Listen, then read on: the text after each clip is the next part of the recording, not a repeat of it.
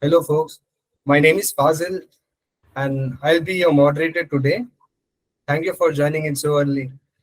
Welcome to Identifying and Mitigating Procurement Risk in 2023 webinar. Hope you are having a great day, and we are thrilled to have you here with us. So, I'm joined by Mr. Ravi Kant, who has 17 plus years of assurance and advisory expertise and a successful corporate career with MNCs and Big Four firms. His experience includes advising clients in audits. He has also expertise in understanding the intricacies and challenges associated with managing procurement risk while maintaining compliance.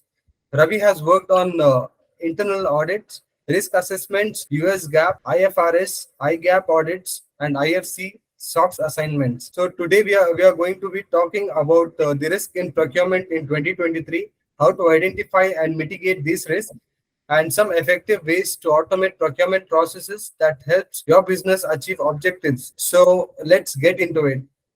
Now let's meet our speaker, Ravi Kant. Excited to have you here with us. Please tell a little bit about yourself. Thanks, Fazil, for the wonderful introduction, and good afternoon, everyone. Thanks for taking out time from your busy schedule for this webinar. We'd like to ensure that you all have a wonderful and enriching webinar with us for the next 45 minutes or so. Can we have the next slide, please, Fazil? So I won't take much time on this. I'm a chartered accountant who's in practice for the last 5 years. Before coming into practice, I was with Big Four for 8 years and an NYSE listed entity for 5 years. I have worked extensively in procurement space and have implemented applications like SAP Ariba as well with a few of my clients during my tenure with Big Four. And I have seen closely how the procurement and team works, how the P2P space is pushed with challenges in the SCM or supply chain management issues, how the global economic scenario, global issues are impacting the supply chain, and what we can do as professionals. So let's get to it. Before we move to the next slide, I would like to have a small poll conducted just to understand the constitution of the attendees. So if you don't mind, just give a response to the question. Puzzle, can we have the question, please? The poll question, number 1. I request all the attendees to please give a response. You will get 4 options as per the poll question. You have to select one which is feasible to you. The question Sure, along so with you will be able to see your poll on your screen, right? On the bottom of the screen on activities, please click on activities. You'll be able to see the poll. So kindly go ahead and vote yourself. I request everyone to please vote for this question. We still have some individuals who are yet to exercise their option for voting. I request them to please use the poll option. Yeah, so I think majority is from private limited. Then we have a mix of startups which are not MSME, and then we have MSME company. Okay, I think this is insightful. So now we know what type of attendees we have. Now the crowd has become the categorized attendees. So good to know that we have a good chunk of people coming from private limited. Then the next thing is the startups and the MSME world. Thank you. Thank you all for attending this poll. This means a lot to us. Let's get down with the webinar. Can we have the next slide, please? So the agenda is simple. After introduction, we will take you through the key risk or pain points associated with the procurement process. And then we will discuss how TYA Suite can help in addressing some of those. As we all know, the procurement process is a mix of 6 sub-processes. The first one is defining a requirement. For me, this is the most important step because this is where you identify what exactly you need, who needs it, when it is needed, and at what location. If any of these are incorrect, the entire process will give you incorrect output. For example, if you're procuring a machine which is not considered in the budget, it's an incorrect purchase requisition, incorrect definition of a requirement. If you identify the machine correctly, it is as per the budget, but the location itself is incorrect. It will be a futile exercise. Similarly, any input which is incorrect in the purchase requisition itself will give you incorrect output. So a good control on the purchase requisition is very important.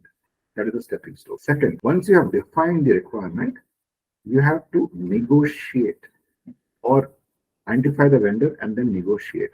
So we all have a list of vendors, preferred vendors, or go-to vendors, or sole vendors, whatever the name is used. And quotation is a very important process because you ensure that the quotes which are received are confidential, are not shared with others, and then you compare the quotes. You compare the quote with respect to value, qualitative factors with the other quote. And then you have data for judgment. If you want, you can further renegotiate with a set of 2 or 3 vendors, and then you can conclude which one to go for, who will ensure that you have your goods or services received in time, with quality, at the correct location. All these 3 things have to marry to finalize a vendor.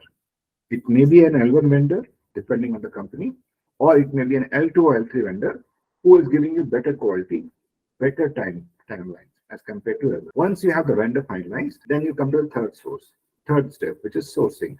This is where you issue a purchase. Now, purchase order can also be called as an agreement or any other document which the company may call. But at the end of the day, a purchase order has to serve one very important purpose: to clearly define what exactly is expected from the vendor, with timelines, with price, and what are the consequences of non-compliances. For example, SLA, wherein the party like you will push or pose interest on penalty for non-compliance of quality aspects or other quality or any quantitative aspects. All these are documented as part of the purchase order, which is signed and countersigned by both the parties. It's a very important document. For the vendor, this is the first step. For us, this is the third step, but a very important one. It has legal ramifications. So most of the companies nowadays have the purchase order vetted by a legal team who ensure that the company's interests or the firm's interests are safeguarded. So this is where the communication of what exactly is required from the vendor, along with timelines and value or consideration, are concluded. After this, the vendor will start working on the order and start supplying the goods or service. This is where the fourth step comes into picture. So once we receive the goods or service from the vendor, we have a GRN process or goods receipt note or SRN process, wherein whatever goods or services are received are subject to a quality check at our location, and then a GRN is issued to the vendor. GRN issue means that the quality and quantity are in line with the purchase order or invoices. Once we have the receipts and inspection, the next step is the invoice management. This is where the invoices are received, compared, and after doing a check, which is called as 3-way reconciliation or 3-way match, at times it is also called as a 2-way match in absence of a PO, you account for the invoice. There are companies who have an error threshold, wherein if the variances between PO, the GRN, and the invoice is up to say 2% or 5%, they still allow the invoice to be booked. That depends on company to company. Because considering the nature of business, it may not be always feasible to have 100% matching across these. You have to allow some amount of variance.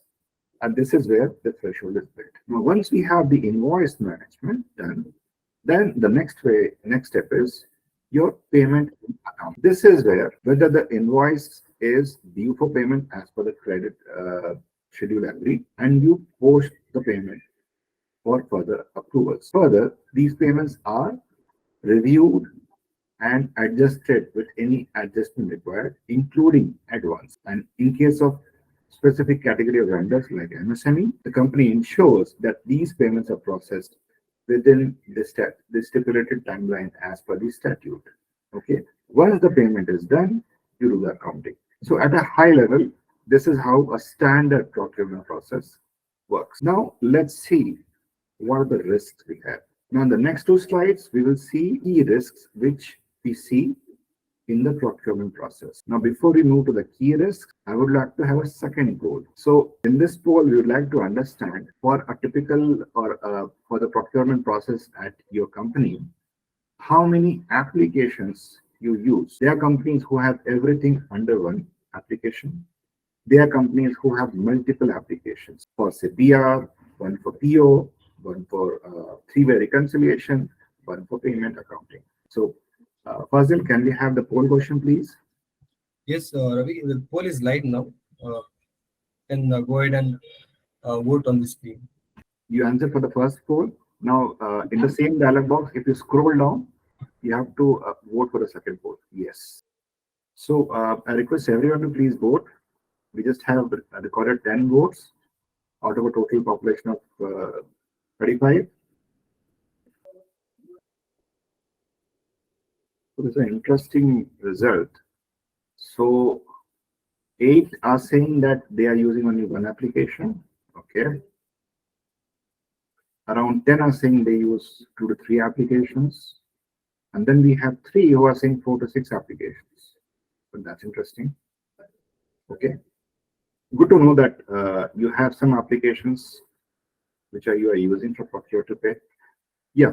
Fazil, we can go back to the slide. Yeah. So let's start with the key risk associated with the procurement process.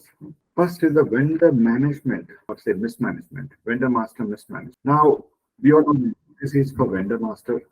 Vendor master is a data set wherein we capture all the relevant details of a vendor, including statutory ID, the addresses, the contact details, the location. However, one thing we miss is that in case of interacting with vendors, we have other numbers. We use certain specific individuals who can help us solve a supply chain issue. Those details are never updated in the vendor. So if there is a moment of crisis and you have to connect with a particular individual in the vendor to get it done, okay, you will call a very specific person. That person's data is never updated in the vendor master. So you manage the crisis and with the help of a particular employee of the vendor. But when another crisis comes and when if you're not around, then the company will be looking from one person to another, running from pillar to post, how to manage the crisis again. That is the biggest issue, which most of my clients have faced.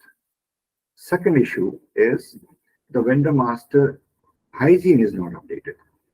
Means the quality checks, for example, duplicate vendors, GST number is correct or not, PAN number is correct or not, the address is correctly captured or not. Those details are not. The bank account number is very old. It's not updated. I don't use even that bank account number to make the payments. These things raise a lot of doubt on the vendor master hygiene. And these will be coming to you as concerns from your statutory auditors, your internal auditors, or any other reviews. Even board may ask you these questions. Further, I'm not sure how many of you will have a vendor master which will say, these are my related parties, these are my related parties. We all know how much emphasis various statutory bodies are putting on identifying and tracking RPT or related party transactions. So vendor master hygiene is very important. There are a lot which can be done at a vendor master level, which will address a lot of problems. Okay, that's the first point. Second point which I'd like to talk to you about is the issues with the item master and the cost center. Now, first of all, there are companies who will not have item master or even cost center. And those who have are struggling to manage the data because data is changing. Why the data is changing? Because you are expanding. You are expanding at say 5x, 10x, 12x, or 20x. You're opening offices everywhere. Because of this expansion, you're pushed to do a lot of work in a very short time. You have to place order for a lot of new locations. But the problem is that location is not created in the system, or the inputs are incorrect. Further, when you place order with a vendor, because the inputs are incorrect, the supply is going to overlook and there's a delay. A lot of issues comes in. So this is my second issue point, wherein the companies are facing challenges in maintaining item master and cost. Next item on the issue is GRN or SRM. Now, we may have a system, whether automated or manual, wherein the moment I receive the goods, I issue a GRN or SRM. It can be a piece of paper, or I take the vendor's invoice, make a stamp. Now imagine who is issuing the GRN or SRM. Most of the time, it is the guard standing at the door of your office. Most of the time. There are times where you have the location in charge who will sign. There are times when it is the person who is raising the PO who will sign. And there are times when the person who has requested the material is signing. But that's very rare. If you have that process wherein the person raising the PR is issuing the GRN, it's a wonderful thing. However, that's not the case with all of us. So if you have a say security guard or any other person who is not familiar with, say, what is a laptop or the integrities of configuration, and that guy is signing on the GRN. Okay, we requested 10 ThinkPad laptops, 10 ThinkPad laptops received. But hey, we asked for 8 GB RAM, and the laptop which have come has 4 GB. But we have inverted the material. What do? Then we receive material which is defective. The laptops are not working properly. We still have inverted. What do? Then we have said that implementation will be done, but it is implement. What do? We are faced with all these questions. So that's why this is the third point in my issue list. Next is the tracking of recurring and non-PO based items. The way I see it, most of us don't track it. So I'm talking about the recurring items like electricity bills, your water bills, your maintenance, your lease rentals. So every month you will be taking the inputs, you will be preparing an Excel sheet, you will be updating for payment. And as and when the location increases, the update of data in the Excel sheet gets complicated. Now imagine the person who is updating this is on leave. What will happen? You'll give it to another person, and that person will try to do what the other person used to do, but we all know that he will commit mistakes. Why? It's a manual process. There's a rent increment which this guy will miss. The electricity reading is not coming from the location charge. We miss the payment, and the electricity connection is cut. The water is disconnected. Why? Because we did not make the payment.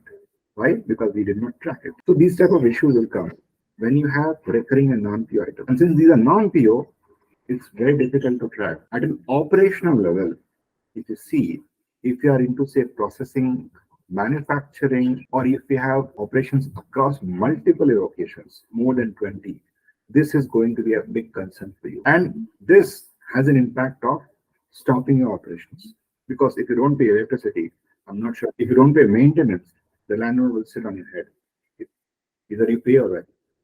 And since the payment is centralized, you have to wait for the central team. So this has the potential impact of hindering your operations or making you close the operation. Let's move to the next one. Absences of interface between procure to pay and ERP. Now, I have a beautiful tool. I did everything right from PR to invoicing. Everything is tracked. Now what? I have to account and make the payment. So I copy the entire thing again in my ERP, or I will have a file template in which I will ask someone to put the input. I will have one person doing the same work, copying the data from one ERP, preparing the file, uploading the data in the second ERP. In between these two, some more invoices will come. So he has to ensure that he do the same job with accuracy, with a lot of data inflow and outflow happening at the same time, and he should not miss any. And we all know what happens. People tend to have issues in terms of accuracy, and there are times when the entire batch is incorrect. Why? Because the person is new, he or she could not understand from where to take the input or how to handle it. There's a copy paste error, simple issue, but big ramifications. If you don't have an interface between the P2P and ERP, you will have challenges.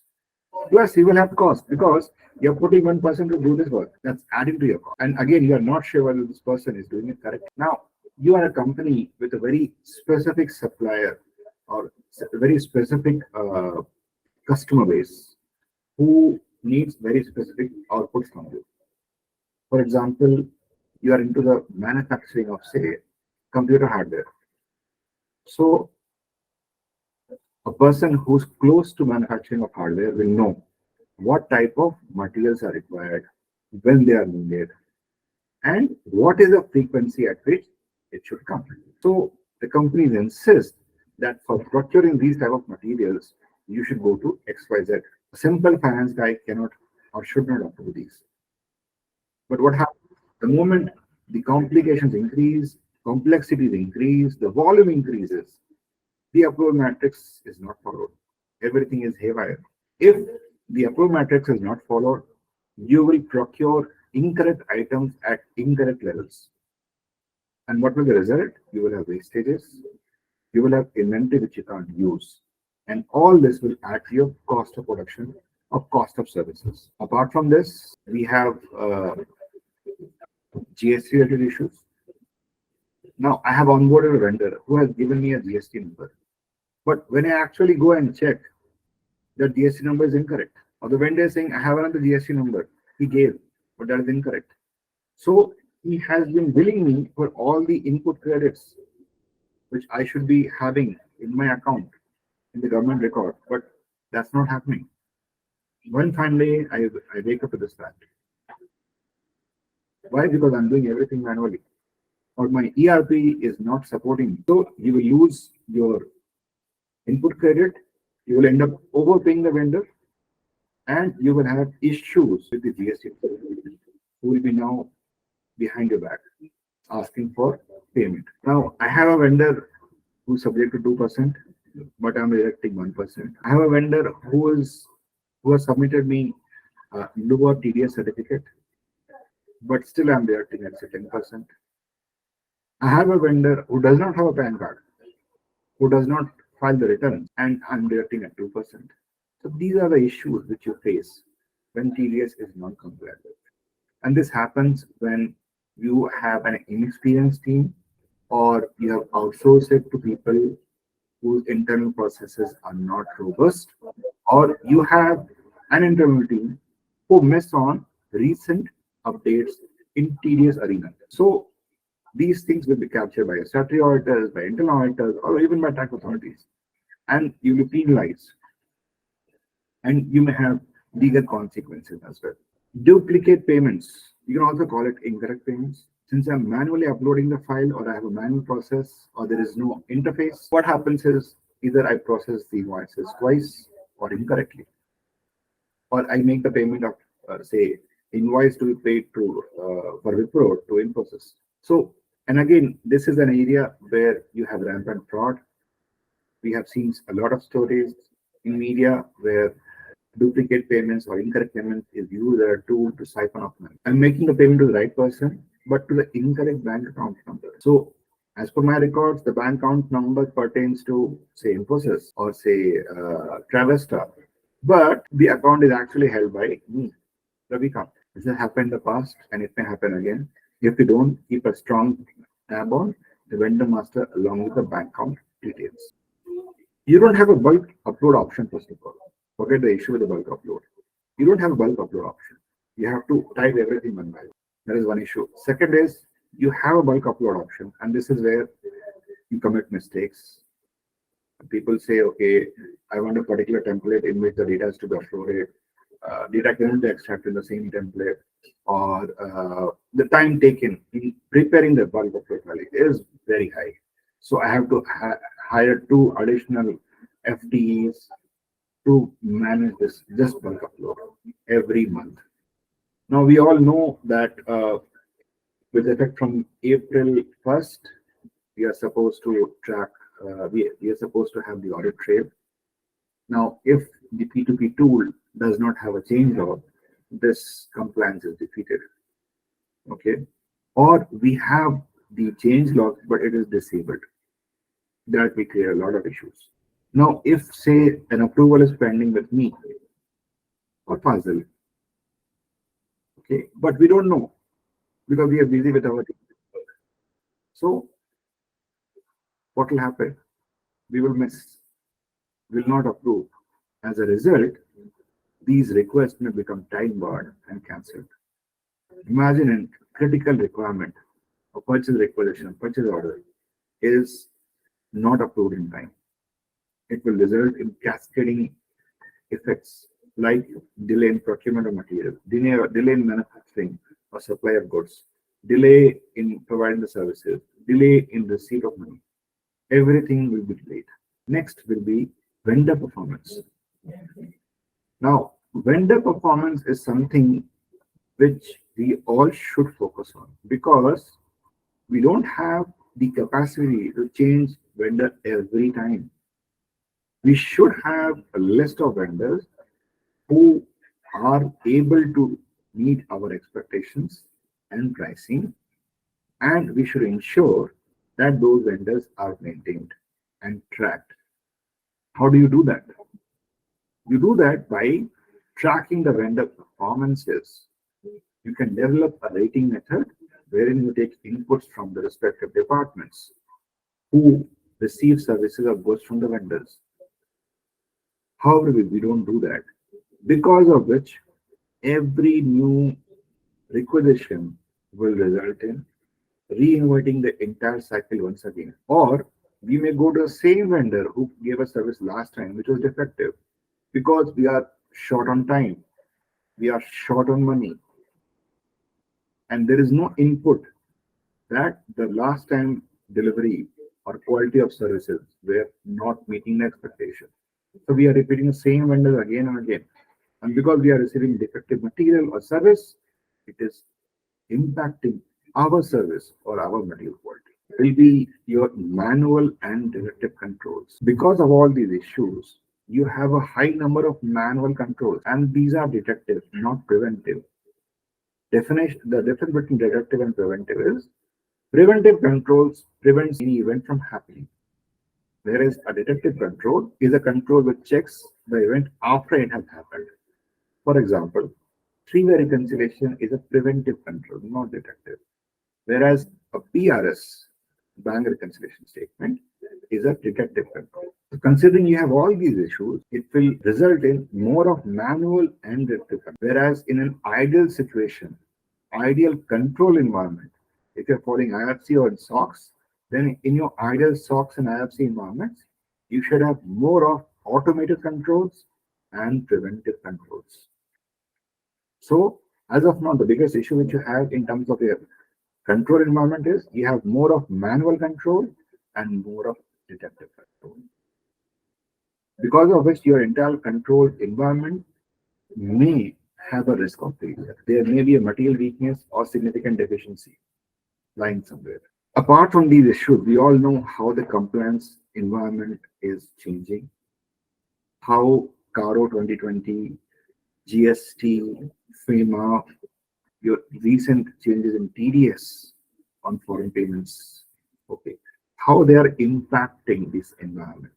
And it's a dynamic environment, guys. It's changing every now and then. You may say that, okay, I have a control, but I'm not sure how you're going to control unless until I'm tracking it.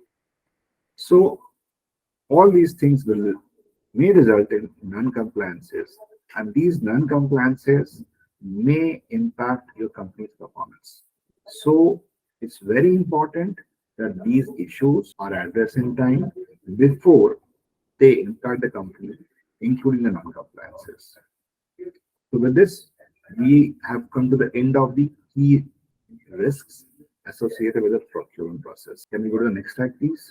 Now, this is where I would like to have our expert on the TYS suite who can help us find a way how these risks can be addressed more or less the TYS suite. Fazil? Sure, Ravi. So I would like to introduce Varun Joshi here. He's a procurement specialist at TYSV. He is our go-to guide for procurement software today, and today is going to help Ravi and our audience with their specific queries with TYSV. Hi, Varun. Hi Fazil. Hi Ravi. Thanks for the warm welcome. Hey, great to have you Varun, on this webinar. I hope the interaction with you will help all these listeners with some wonderful takeaways from this webinar. So, vendor management. Now, I understand that streamlining and automatic vendor management, ensuring accurate and up-to-date vendor information, change log reports, vendor verified from GST sites. All these are done by TYS suite. Is that right? Absolutely. Can you Absolutely. help us more on the last point, vendor verified from GST side? Because that is something which looks interesting to me. Sure. So as our product is completely API driven, so which is integrated with GST portal, right? So through which anytime you put up the vendor GST number on the vendor master, so it helps you validate the vendor GST, right? With providing all the relevant information of vendor GST details. Also, in case the vendor has multiple GST locations, right? So automatically system will fetch multiple GST locations of vendors of different states and different locations. So this will eventually reduce the manual intervention of the users, right? Wherein they usually tend to mismatch the vendor GST locations. Interesting. The next one is an item master and cost master. So the tool helps in creation of item master and cost centers, better visibility and control over item products mapped for that particular cost center or location. Excellent. So basically, you can link it to the vendor as well, to the item master and to Yeah, the cost. completely. Correct. So firstly, the item master creation is where, as you mentioned earlier, that you have a bulk import option, or you can even integrate it to your native ERPs also to fetch all the relevant data. And the next Great. part is in case you have multiple locations, multiple branches, multiple project sites. So you have a provision where you can map all of these items to different location or cost centers. As well, we have an option where you can map these particular products to a vendors who is authorized to supply these products or services, right? And as well as you can even set up the rate cards for all of these products to a specified vendor, which will eventually help the users while creating a purchase order to fetch the purchase order values directly from the vendor rate cards.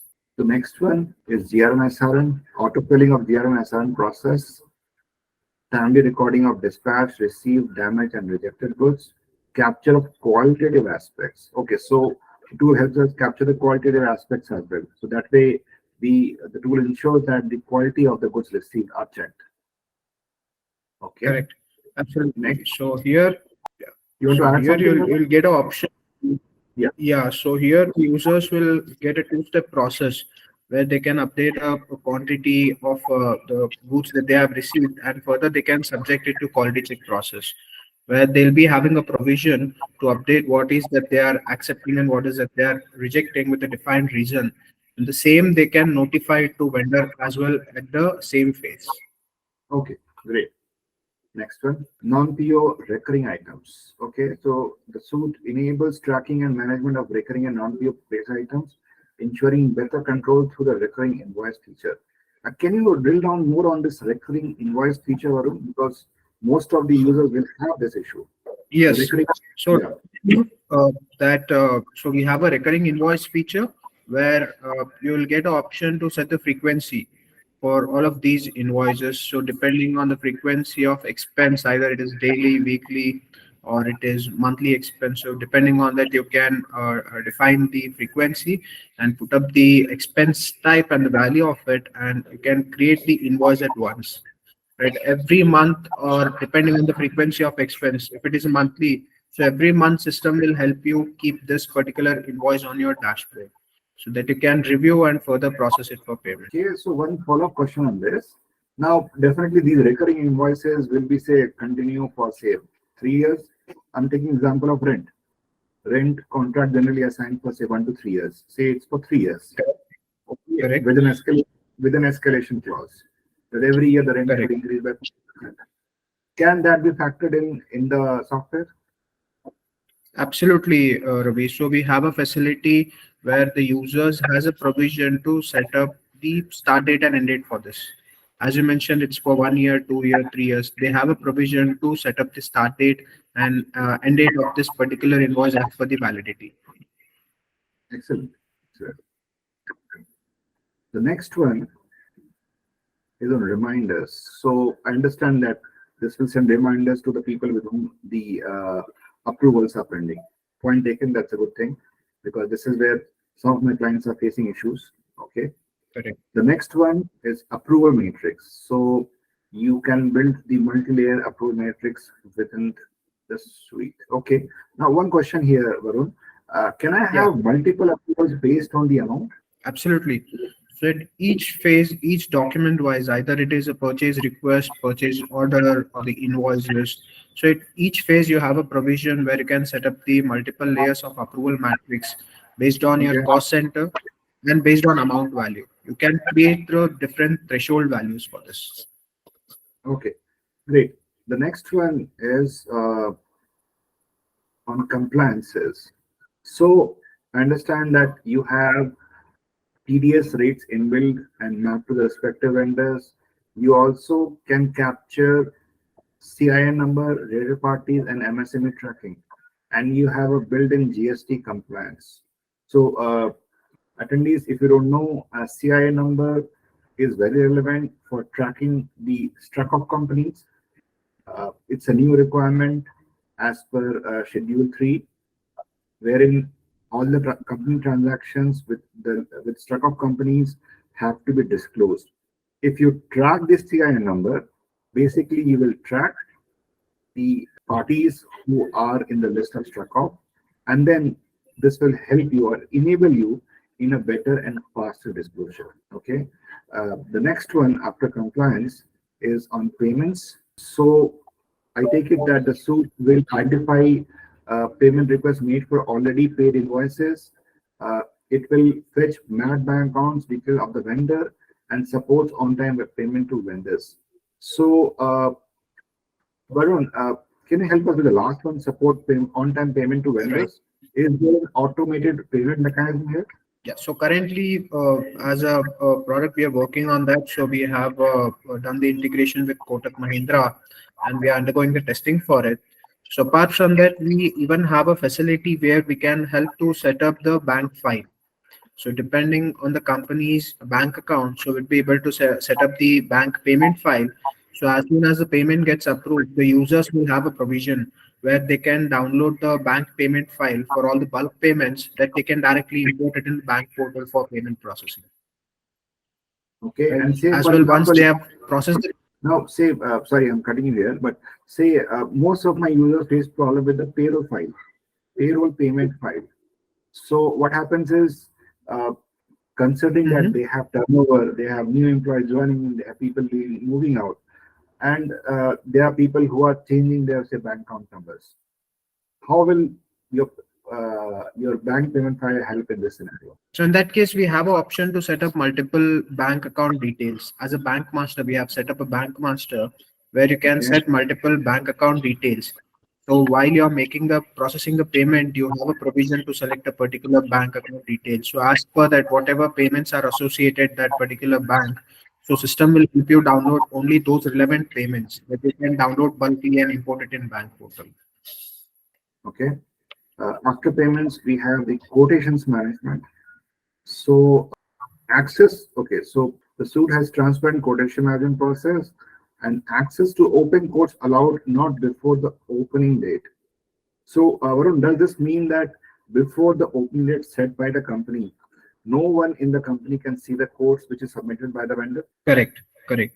So there are many ways that you can have a restrictions on the quotation management. Firstly, you can put up a time limitation for the vendors to submit the quotation, right? As well, you can set up a time limitation for internal company users as a bid open date and close date.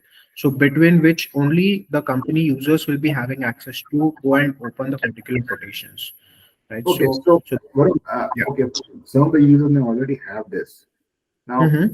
the main question which this quotation management boils down to is Mm-hmm. whether the system can give you a comparative of the quotes or qualitative factors as a report. Is that possible? True. Yes, absolutely. It is possible, Ravi. So we have built a dedicated vendor portal where the companies can give access to their vendors to for updating their profile and submitting the quotations against the RFPs. right? As soon as the vendor submits the quotation through the vendor portal, our system will automatically give the quotation comparisons as per the L1, L2, L3 criteria. So they have a provision to choose the vendors based on total vendor level, or even they have a provision to get the comparison at each product level also. Okay, that's interesting because quotation management is another area where most of my clients struggle. They Correct. have issues, and there's a risk of fraud as well. Absolutely. Okay, so after quotations management, we have the integration and bulk upload. So I take it that the suite has an API integration solution which allows seamless integration with any ERP. So when you say any ERP, which are the ERPs are we talking about here? So any ERPs, Ravi, which are capable. So as mentioned, so our TY suite is completely built on REST API facility. So any other ERP which is capable to consume the APIs, so we are readily able to integrate it to pass all the relevant data. So far we have integrated with few of the existing ERPs like Oracle Fusion, Tally, QuickBook, Zoho Books. So these are various kinds of ERP that so far we have integrated already. Okay, and you have a bulk load facility as well. Absolutely. So all the master data, so the product master, the vendor masters. So in all of these areas, we have a facility to import all the existing data or the new data bulky through Excel template. And is the template very difficult to fill? Because that's a common challenge which the client No, faces. no. That's as simple as you use a normal Excel template. So it's as simple as that. We have to fill out few relevant fields that Mhm. are required to fill up a particular master data like product or the vendor masters. Okay, great. Okay, so after integration and bulk load upload, we have vendor performance. So, okay, so the suite allows the organizations to evaluate and track vendor performance effectively, and it also helps in the KYC management. So, anyway, you have mentioned that you can take the data from the GST portal. Great. So, Yes. after this, we have others. So, you have change logs enabled for effective monitoring, three-way reconciliation enabled, automation of manual controls, including follow-ups. Varun, can you help me on this three-way reconciliation? How exactly it is done in the tool? Definitely. So, as mentioned, we have an automated three-way match that you already have discussed in previous slides. That system will help you compare all the quantities and the prices, Okay. starting from the purchase order, the invoice, and from the GRN data, right? Which will reconcile all of these quantities as well as the price, right? If there is any variances or differences for example, if we take the PO we have raised for 100 quantities, we have received 100 quantities. Out of that, we have found that the few quantities, like 5 quantities, are damaged ones, right? So in this case, what system will do, it will automatically generate the debit note for all of those rejected quantities. Along with the GST value? Absolutely, yes. Okay, so let me get this straight. You are saying the system will generate the debit note for the base value and the GST value both. Correct, including the GST value, yes. Okay, good to know. Can you move to the next slide, please? So here we are talking about the benefits specific to the TYS suite. So it helps you in automation of B2B process with an increased number of automated controls, like I discussed in the some time ago. Currently, most of you will have more of manual and deductive control. With the use of TYS suite or any procurement ERP, you will increase the number of automated controls which are preventive. Next will be the quotation management. It will be transparent, it will be automated, and it will give you code comparison. So you don't have to waste FTEs in someone putting on the job and creating it. Next will be your auto payment reminders. Then you will have the reduction of approximately 90% of time on recurring invoices. Well, we all know that most of the companies spend a lot of time in dealing with the non-recurring, non-PO based invoices. If you have an ERP in place like TY Suite, should definitely help you in reducing your FTEs. Then you will have your centralized database for reporting and effective decision making. For example, if you track the vendor performance, if you track the delay in approvals of PR or PO or payments, you will know by when you will be able to process the goods, when you'll be able to supply the goods, whether there are any non-compliances, because there's a delay in payment to undersigned vendors, things like that. Then next will be your statutory audit and due diligence support. Now, since we have report management in the tool, it can help you extract some important reports like TDS schedules, GST data, which can help you manage the statutory audit and due diligence better. Okay, that should also help you manage in timely closure of the books and compliance tracking. This is very important for a company who is, say, a startup or an MSME. Timely closure of books, managing the statutory audit and due diligence are very important. Next will be your auto bank payments. So, like Varun was talking about some time ago, because of the API integration and services with some of the banks, the payment can be automated. Then integration with ERP for accounting. So this should definitely reduce a lot of duplicate efforts. So because of the integration, you can the data can move from the P2P ERP to the accounting software. And the last one, Varun, is this right? Implementation in 7 working days? Absolutely, Ravi. Yeah. So we have a capability to get the software implemented within 7 working days once we get the data. Okay, so you're saying that within, okay, this is 7 working days, not 7 days. Okay. Yes. Okay, so okay, guys, so this is something which you have to read with a caveat. It's 7 working days. Okay, I think we have come to the end of the session. So this is where we have questions. Puzzle? Yeah. Thank you, Ravi. So I would like to inform everyone that there is a question and answer session now where you can go ahead and raise your queries related to the webinar so far. The topic, if you have any queries, please raise your questions. We'll be happy to solve these queries in the session. So in the activities, there's a Q&A session. There, please raise your question there. And just to inform, like there's a ask a question. We need to click on it and then you can type the question. And Ravi, Bhuvanesh has raised the hand. So Yeah, thanks for wonderful session. I just want to clarify. I mean, you said there will be a comparative study or summary that will be, the tool will be showcasing on 2 different quotations. So my question is, is it a form that will be, or a PDF that system will read to build up that comparison? Yeah, so thanks for your queries. Okay, so the vendor will submit the quotations through vendor portal. Okay, if you have given access to vendor portal to your vendors, otherwise vendors will send you email for the quotation. Okay, so once the vendor has put the quotation on the vendor portal, on the system screen itself will show you automated comparison of the vendor quotations. No need to feed any data. Okay. And means it will read out, irrespective of the format of the document that is being submitted, it will read out the So vendor has to punch in the form. Okay, so vendor will not upload anything. Vendor can upload supporting documents, but for the quotation, a vendor will be presented with a table at the item level, and vendor will just punch in the prices in the table. Oh yes, that sort of form they'll fill up. That's correct. Well, one liner form for each line item. There will be a 1 column called price. Okay. Yeah, and then you will see the comparison on the company side. Thank you.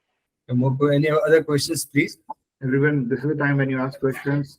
Definitely, you will have some dots in your mind. Please raise your hand or type your questions in that message box. Ravi, Sneha also have a question there in the chat box. Yeah, so we have 3,000 vendors, and how can we use your procurement software?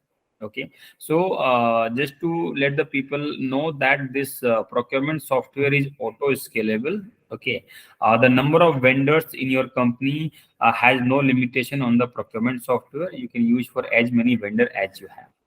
There is another question by Sandhya DS. My question is, are you monitoring the stock of companies with the CIN numbers? If yes, then what is the frequency you monitor this? Okay, to answer this question, we don't monitor the stock of companies here. Okay, that is technically a company requirement from the audit perspective and not from the procurement requirement, and that's the reason we don't monitor this. And at the same time, the Companies Act ROC has not provided with any API which anybody can use to monitor the list of stock of companies. This activity has to be done manually. Another question is, can the vendor see the status of the pending invoices? The answer is yes. The vendor can log into their vendor portal and can see the status of pending invoices. In case the company wants to show them with whom it is pending for approval, that information also company can pass it to the vendor. And also, once the payment is done, the vendor can also see the UTR number of their payment also on the vendor portal. I remember Krishna Singh had raised hand. Could you please come up with your question? Yeah, thank you. So my question is that first of all, that when we are saying the integration with the ERP or the accounting system, so you are talking about the SAP or any specific ERP system? Yeah. So to answer your question, Krishna, our system can be integrated with any kind of ERP system. Okay. As of today, we have already integrated with Oracle. We have integrated with Joho. We have integrated with QuickBooks. We have integrated with Sage software. So our software can be integrated with any software. Okay. Yeah. And apart from the procurement, there will be other modules also in your software or only for the procurement? We have a few other modules like inventory management, vendor management, production management, sales order management as well. Another question from Mr. Nilesh is, any hospitals has implemented TY shoot?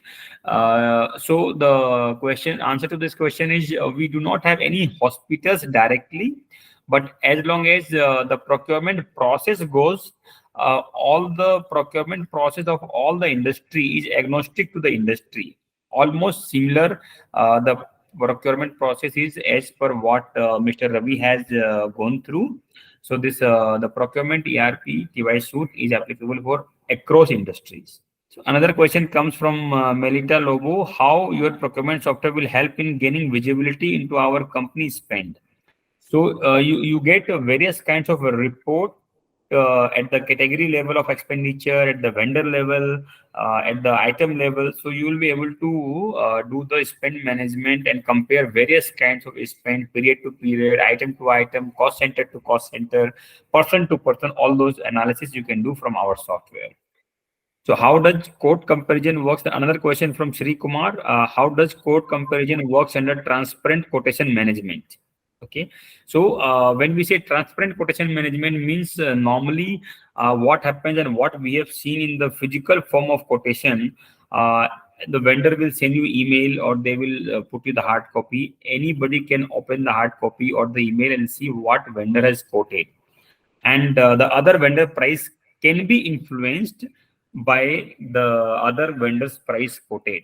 So what we have done in our software, that before quotation opening date and time, nobody in the company will be able to see which vendor has submitted what quotation. So that when the quotation opening time comes, at that point of time, all the vendors would have submitted the quotation. No vendor will be allowed to submit the quotation after the quotation end date, and hence entire transparency is maintained of the entire quotation management process. Another question from Nilesh Mehta: can the item master and the price master log for any updation of the master? So the answer is yes. All the master, okay, we have a maker checker concept. Okay, anybody changes anything in any master, it has to go through the approver, and without approval, nobody can make any changes. So it can be logged. And you can give access also for a modification or edit to a specified people in the company only. The question from Bhunesh: can we have a session of demo instance of the supplier portal with invoice submission and payment status check? Most like, okay. So yes, we can give you. So our team, Bhunesh, can reach out to you, okay, and set up a demo timing, and we can give you a test login as well.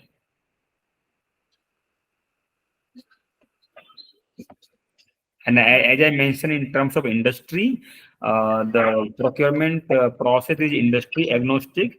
It will apply to any industry. As of today, we have 10 plus industries using our platform. Another question from Nilesh, does TY should have options to uploading the rate contract price list and PO can be placed? Yes. So we have a rate card mechanism where at the vendor level, item level, you can update the rate card. And when you are raising the PO, the price will auto fetch from the rate card. Any other questions from the participants? Because I have one question. Sure. So this 7-day implementation, Yes. how feasible is this? Because this looks very attractive to anyone. 7-day, you are saying that we will be up and running. So to be honest, we have already made many companies live as early as 3 days. So 7 days, according to this commitment, we have kept a couple of days buffer while committing 7 days. Okay. So it's a really plug and play software. Okay. I think this has been a very interactive session. Thanks everyone for your participation. We are overwhelmed with the responses, with the queries, and I hope the team here has answered all your questions, all your queries, and you got a satisfactory response. I think there's one last question from Krishna. Vikas, can we take this one? Yeah, so the charges depends on the process, number of users, and all those things. So Krishna, I will have my sales team to reach out to you and give you complete details about the charges. So thanks everyone for joining. We have stretched a bit our estimated timeline, but I think this is worth your time, worth our effort, and definitely we thank you again for your participation. I would like to thank the TY Suite team, including Fazil, for holding this webinar. Ravi and team for answering the question. Vikas in particular for being the brain behind all this. Thanks everyone, and thanks for your time. You have a wonderful weekend. Thank you so much, Ravi. And also, I would like to thank Varun and all the attendees who took the time to be here with us. So we'll see everybody on the next webinar. So have a good day.